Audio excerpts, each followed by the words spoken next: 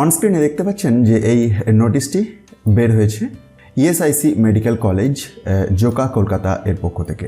এই গুরুত্বপূর্ণ নোটিশটির মাধ্যমে বিভিন্ন post including senior resident, teaching faculty for super speciality department এবং principal cum professor and vice principal নিয়োগের জন্য যে অ্যাডভার্টাইজমেন্ট নাম্বার 123 রিলিজ করেছিল কিছুদিন আগে, যার ভিডিও আমি চ্যানেলেতে প্রোভাইড করে দিয়েছিলাম, সেটি কিছু অ্যাডমিনিস্ট্রেটিভ রিজনের জন্য পোস্টপোন করা হয়েছে। অনেকেই নোটিফিকেশনটি হয়তো দেখেছেন, যারা দেখেননি তাদের জন্য এই ইনফরমেশনটি ছিল। আপনারা আশা করি সবার মধ্যে শেয়ার করে দেবেন। আসুন আজকের নতুন রিক্রুটমেন্ট ভিডিওটিতে আসা যাক। এটি একটি বড় আপডেট, অবশ্যই হেলথ রিক্রুটমেন্ট রিলেটেড।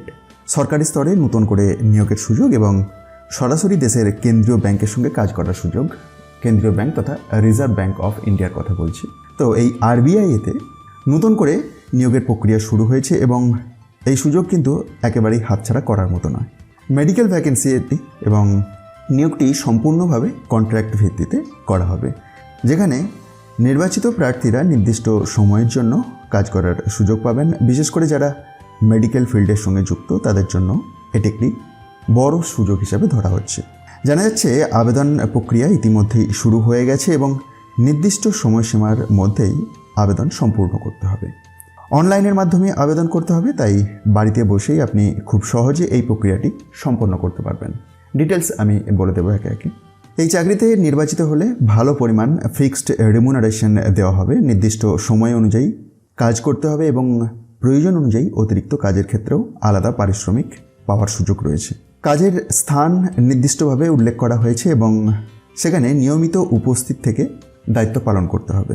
তো ব্যাংকের মেডিকেল কনসালটেন্ট এই পোস্টে নিয়োগ করা হচ্ছে।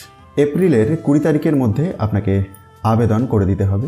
দেখুন, এই 2 নম্বর পয়েন্টেতে লোকেশন অ্যান্ড ওয়ার্কিং আওয়ার্স এর ডিটেলস দেওয়া আছে। একবার ভিডিওটি পজ করে বা অফিসিয়াল পিডিএফটিকে ডাউনলোড করে চেক করে নিন এবং তারপরেই এলিজিবিলিটি এবং টার্মস অ্যান্ড কন্ডিশন দেওয়া আছে।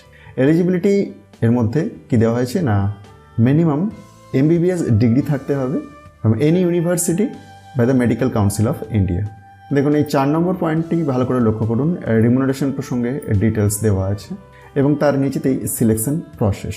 যেমনটি দেখলাম আমরা যে এই সুযোগ কিন্তু খুব সীমিত সময়ের জন্য, আর যারা আবেদন করতে চান তারা দ্রুত অফিসিয়াল নোটিফিকেশনটি দেখে নিন। ডেসক্রিপশন বক্সে টেলিগ্রাম চ্যানেলের লিঙ্ক পাবেন, সেখান থেকে খুব সহজেই জয়েন হয়ে পিডিএফটিকে ডাউনলোড করে নিতে পারবেন।